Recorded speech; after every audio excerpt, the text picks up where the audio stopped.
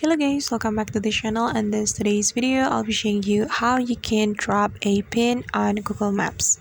Alright guys, first of all, go to your Google Maps application on your phone, and then after you have your Google Maps opened, you can select a specific location you want to drop a pin, and then I'm just going to pick random location, and after that you can tap and hold on the location you want to drop a pin like this.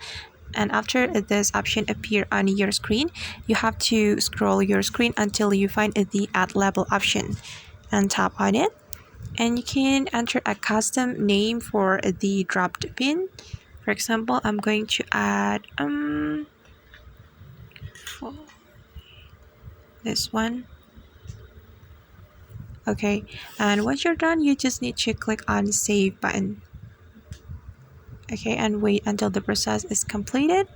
Alright, and now the pin has been dropped, and that's how we can drop a pin on a specific location on Google Maps. I hope this tutorial will be helpful for you. Thank you so much for watching, and see you in the next video.